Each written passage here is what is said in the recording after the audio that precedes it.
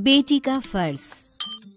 प्रताप अपनी लाडली बेटी नेहा के लिए बेड टी लेकर उसके पास जाता है और अपनी बेटी से कहता है, अरे मेरी प्यारी सी बच्ची, चलो अपना चांद सा मुखड़ा अपने पापा को दिखाओ। तुम्हारे पापा तुम्हारे लिए बेड टी लेकर आ गए हैं। चलो चलो जल्दी उठो बेटा। गुड मॉर्निंग पापा, आप कितने अच्छे हैं, रोज मेरे लिए बेड टी लेकर आते हैं। चलो उठो, तुम्हें हॉस्टल भी जाना है ना। पापा कितनी जल्दी छुट्टियां खत्म हो गई, मुझे ना आपको छोड़कर जाने का मन ही नहीं कर रहा। मुझे पता है बेटा, पर पढ़ाई सबसे पहले।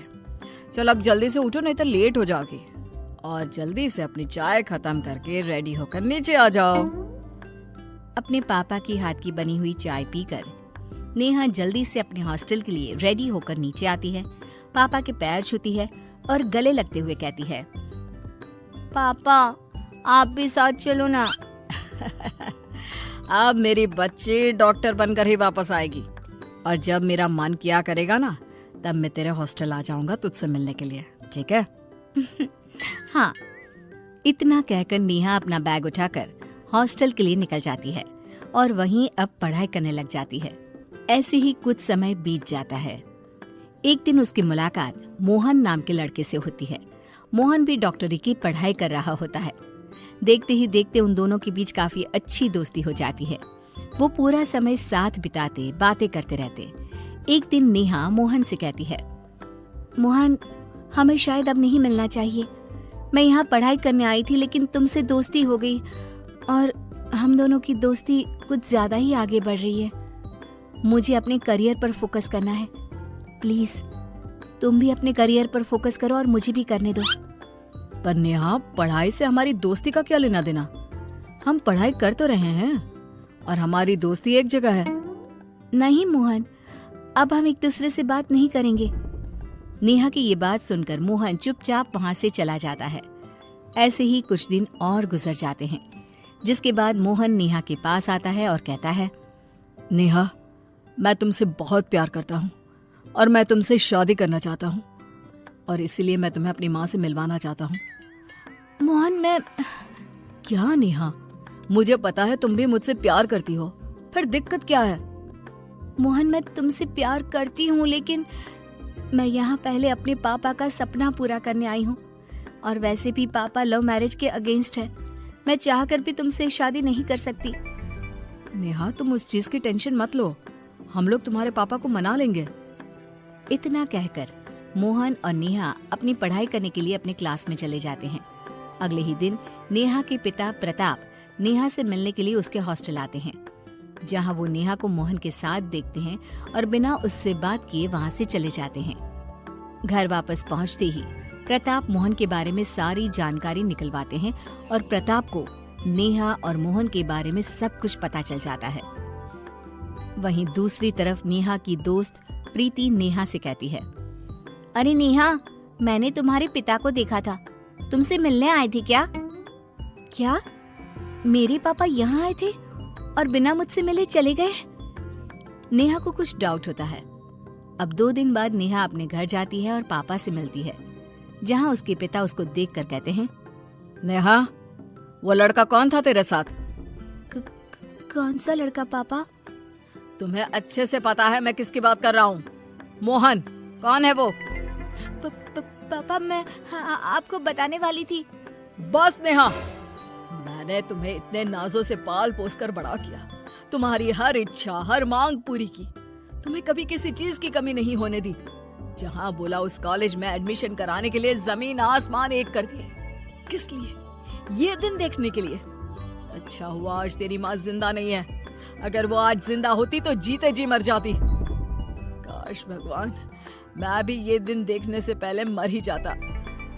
इतना बोलते ही प्रताप अपने दिल पर हाथ रखकर जमीन पर गिरकर बेहोश हो जाते हैं। नेहा अपने पिताजी की ये हालत देखकर जल्दी से हॉस्पिटल लेकर जाती है, जहां डॉक्टर उसे बताते हैं कि उसके पिताजी को दिल का दौरा पड़ा है। ये सुनकर नेहा हक्की बक्की रह जाती है। ये मैंने क्या कर दिया? आज मेरी वजह से पापा जिंदगी और मौत के बीच पहुंच गए।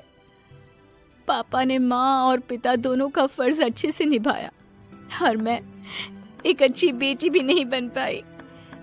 अब मैं एक बेटी होने का फर्ज निभाऊंगी। मैं अपना करियर बनाऊंगी और पापा के सपनों को पूरा करूंगी। नेहा अपने पिता प्रताप के पास जाती है। कुछ देर बाद प्रताप को भी होश आ जाता है और नेहा अपने पिता से कहती है, पापा, मुझे माफ कर दीजिए। मैं आपसे बहुत प्यार करती हूँ और मैं आपको खोना नहीं चाहती। मैं वही करूंगी जो आप चाहोगे। मैं सिर्फ और सिर्फ अपनी पढ़ाई पर ध्यान दूंगी और एक बहुत बड़ी डॉक्टर बनकर दिखाऊंगी। आपको मुझ पर नाज होगा। ये सुनकर प्रताप नेहा को गले से लगा लेता है। इसी तरह 5 साल बीत जाते हैं। अब नेहा एक बहुत बड़ी डॉक्टर बन जाती है और एक अच्छे से बहुत बड़े हॉस्पिटल में काम करने जाती है, जहां उसकी मुलाकात एक बार फिर से मोहन से होती है।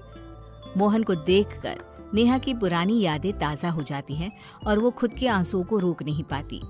नेहा को देखकर मोहन उसके पास आता है और कहता है, इतने सालों बाद तुम्हें देखकर अच्छा लगा, लेकिन तुम रो क्यों रही हो? छोड़कर तो तुम ही गई थी ना। मैं तो आज भी वहीं खड़ा तुम्हारा इंतजार कर रहा हूँ। मोहन, मुझे माफ कर दो।